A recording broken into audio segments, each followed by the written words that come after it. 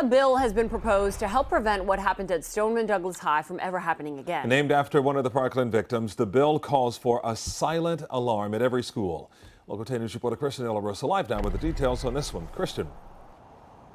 Calvin, Nicole, we know from the investigation there were a lot of communication issues that led to confusion, that led to a delayed response. Well, what if with the click of a panic button, the SWAT team could know exactly what's going on and exactly where?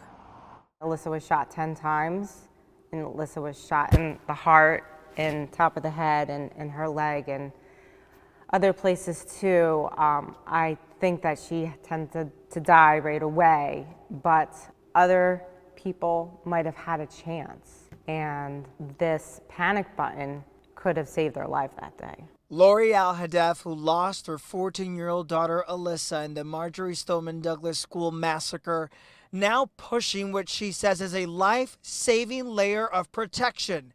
Now making its way through the Florida legislature, Alyssa's law would require panic buttons in all Florida schools.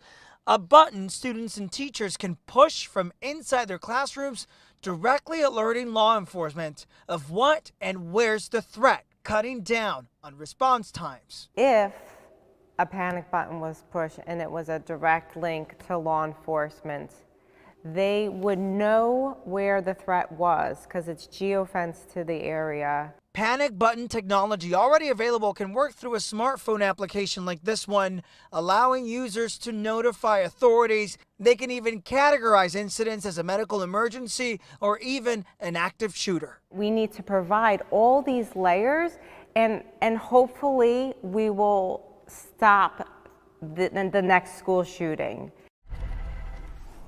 And developing tonight, we're learning Florida Governor Ron DeSantis is requesting money, $8 million in his budget, in the state budget for next year, to help fund the initiative in this bill. If it is in fact voted into law, that may happen as early as January. We're live in Parkland. I'm Christian De La Rosa, Local 10 News.